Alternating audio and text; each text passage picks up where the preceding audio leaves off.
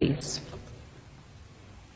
One thing that keeps me puzzled, despite having studied finance and economics at the world's best universities, the following question remains unanswered. Why is it that 5,000 units of our currency is worth 1 unit of your currency, where we are the ones with the actual gold reserves? It's quite evident that the aid is in fact not coming from the West to Africa, but from Africa to the Western world. The Western world depends on Africa in every possible way, since alternative resources are scarce out here. So how does the West ensure that the free aid keeps coming? By systematically destabilizing the wealthiest African nations and their systems, and all that backed by huge PR campaigns, leaving the entire world under the impression that Africa is poor and dying and merely surviving on the mercy of the West. Well done, Oxfam, UNICEF, Red Cross, Life Aid, and all the other organizations that continuously run multi-million-dollar advertisement campaigns depicting charity porn to sustain that image of Africa globally.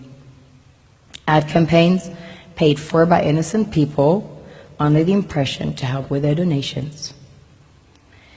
While one hand gives under the flashing lights of cameras, the other takes in the shadows. We all know the dollar is worthless, while the euro is merely charged with German intellect and technology, and maybe some Italian pasta. How can one expect donations from nations that have so little? It's super sweet of you to come with your colored paper in exchange for our gold and diamonds. But instead, you should come empty-handed, filled with integrity and honor. We want to share with you our wealth and invite you to share with us. The perception is that a healthy and striving Africa would not disperse its resources as freely and cheaply, which is logical. Of course, it would instead sell its resources at world market prices, which in turn would destabilize and weaken Western economies, established on the post-colonial free meal system.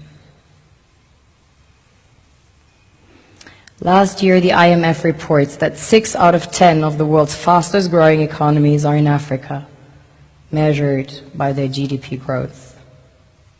The French Treasury, for example, is receiving about $500 billion year in, year out, in foreign exchange reserves from African countries based on colonial debt they forced them to pay.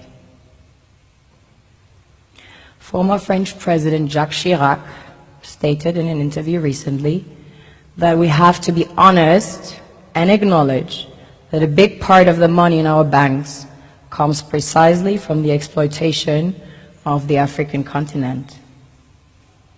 In 2008, he stated that without Africa, France will slide down in the rank of a third world power. This is what happens in the human world, the world we have created. Have you ever wondered how things work in nature? One would assume that in evolution the fittest survives. However, in nature, any species that is overhunting, overexploiting the resources they depend on as nourishment, natural selection would sooner or later take the predator out, because it offsets the balance.